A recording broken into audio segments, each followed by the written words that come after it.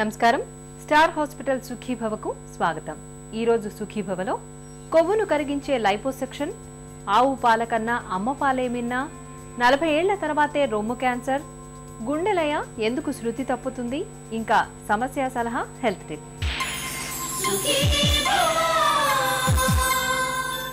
ఒంట్లో కొవ్వు అడ్డదిడ్డంగా పేరుకుపోయినప్పుడు మనకు ఒకటే బెంగగా ఉంటుంది. కొవ్వు నిల్వలను కరిగించుకోవడానికి డైటింగులు, ఎక్సర్సైజులు గట్రా మొదలు పెడతాం. కానీ కొవ్వు ఏమాత్రం కరుగుతున్న దాఖలాలే కనిపించవు. ఇలాంటప్పుడు లైపోసెక్షన్కు వెళితే మంచి ఫలితం ఉంటుంది. లైపో విధానంలో చిన్నపాటి ఇంజెక్షన్లు చేయడం ద్వారా లోపల పేరుకున్న కొవ్వును చాలా తేలికగా తొలగిస్తారు. కొవ్వును తొలగించే లైపో చికిత్స గురించి ఇప్పుడు తెలుసుకుందాం.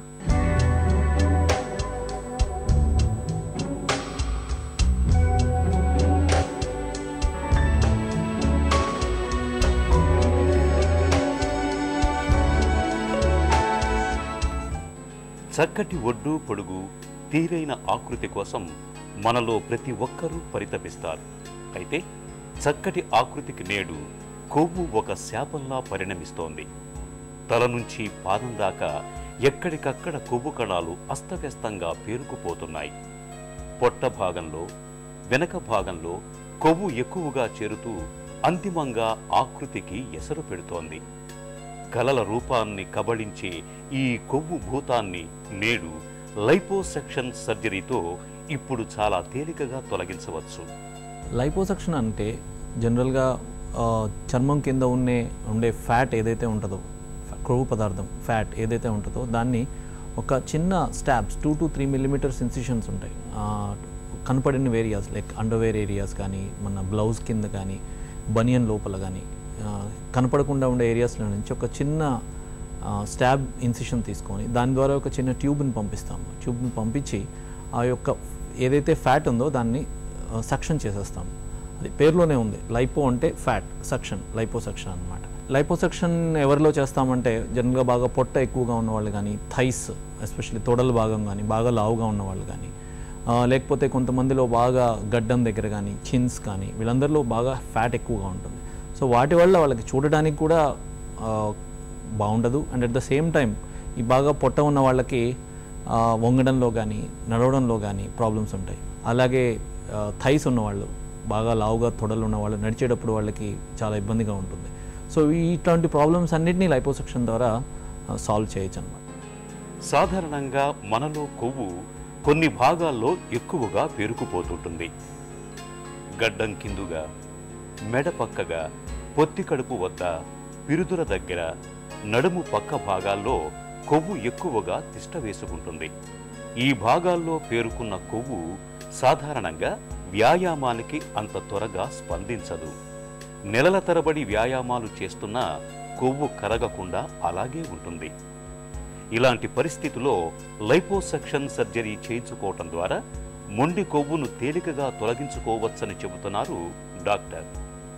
లైపోసెక్షన్ అనేది జనరల్గా 100% సేఫ్ ప్రొసీజర్ అండి. జస్ట్ జనరలీ ఒక డే కేర్ ప్రొసీజర్గా మనము కౌంట్ చేసుకోవచ్చు. ఇవాళ మార్నింగ్ కనుక సర్జరీ చేస్తే maximum in the evening or రేపు పొద్దున్నే డిశ్చార్జ్ అయిపోతారు. సో జనరలీ ఒక 1 day ప్రొసీజర్. అండ్ ఇంటికి వెళ్ళిన తర్వాత ఒక 1 week రెస్ట్ తీసుకుంటే సరిపోతుంది. మీరు ఎప్పుడైనా సరే ఒక 15 liters లోపల మీరు రెస్ట్రిక్ట్ చేసుకోగలగాలి ఫ్యాట్ తీయడం. సో ఆ విధంగా మనము ప్లాన్ చేసుకోవాలి. ఇప్పుడు కొంతమంది వెయిట్ ఎక్కువ ఉంటారు, వాళ్ళకి వేరే ప్రొసీజర్స్ వెళ్ళడం భయం అవ్వచ్చు, లేకపోతే వాళ్ళకి యాజ్ సచ్ కష్టమై ఉండొచ్చు. సో అలాంటి సిచ్యువేషన్లో లైపోసెక్షన్ని ఏరియా వైజ్ డివైడ్ చేసి అవసరాన్ని బట్టి 15 liters లిమిట్లో డిస్ట్రిబ్యూట్ చేసుకొని ఏరియాస్ వైజ్ 2-3 సిట్టింగ్స్లో మనము లైపోసెక్షన్ చేసుకోగలిగితే చాలా సేఫ్ ప్రొసీజర్. కొవ్వును తొలగించే లైపోసెక్షన్ సర్జరీని అందరికీ అన్ని సందర్భాల్లో చేయటానికి వీలు పడదు. ఇప్పటికే గుండెపోటు వచ్చి ఉన్న, హై బీపీ, మధుమేహం, ఎలర్జీలు, శ్వాస సంబంధమైన సమస్యలతో బాధపడుతున్నప్పుడు, పొగ, మద్యం వంటి అలవాట్లు ఉన్నప్పుడు లైపోసెక్షన్ చేయించుకోకపోవటమే మంచిది. ఇలాంటి పరిస్థితుల్లో లైపోసెక్షన్ ఆపరేషన్ చేస్తే దాని మూలంగా శరీరంలో రకరకాల దుష్ఫలితాలు కనిపించే అవకాశం ఉంటుంది. లైపోసెక్షన్ చేయించుకోవటానికి ముందుగా తమ శారీరక ఆరోగ్యం గురించి డాక్టరుకు తప్పనిసరిగా చెప్పాలి. అంతా సవ్యంగా ఉంది అని అనుకున్నప్పుడే ఆపరేషన్కు సిద్ధం అవ్వాలి. వీళ్లను చూడండి, లైపోసక్షన్కి ముందు, లైపోసక్షన్కి తర్వాత. శరీరంలో మనం కోరుకున్న మార్పులు కనిపించటానికి లైపోసక్షన్ తర్వాత 1 వారం 10 రోజుల పాటు ప్రత్యేకంగా జాగ్రత్తలు తీసుకోవాల్సి ఉంటుంది. జనరల్గా లైపోసక్షన్ అయిన తర్వాత ఒక ప్రెషర్ గార్మెంట్ అనేది ఒకటి ఇవ్వబడుతుంది. ప్రెషర్ గార్మెంట్ అంటే ఒక టైట్ క్లోదింగ్ అనమాట. బనియన్ టైప్ క్లోదింగ్ ఉంటుంది టైట్. అది ఏం చేస్తుందంటే ఫ్యాట్ తీసేసిన తర్వాత ఏదైతే చర్మమును అండర్లయింగ్ కండరాలు ఉంటాయో వాటిని దగ్గరగా పెట్టి హీలింగ్కి తొందరగా హీల్ అయ్యేటట్టు చేస్తుంది. At the same time pain కూడా తగ్గి కంఫర్టబుల్గా ఉంటుంది. ఇది జనరల్గా ఒక 3 నెలలు, 2 నుంచి 3 నెలలు వాడాల్సి వస్తుంది.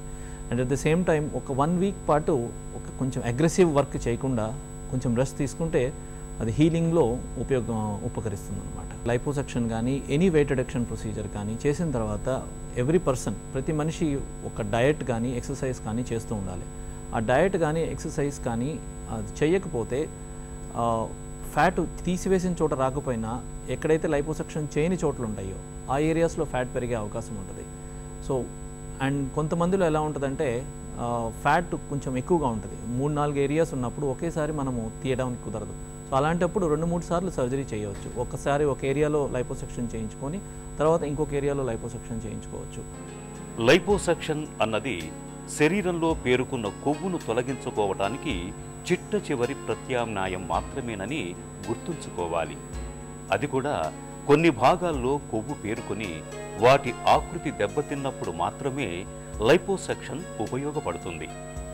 శరీరంలో పేరుకున్న కొవ్వును ఏకమొత్తంగా తొలగించుకోవటం అన్నది లైపోసక్షన్తో ఎట్టి పరిస్థితుల్లోనూ సాధ్యపడదు.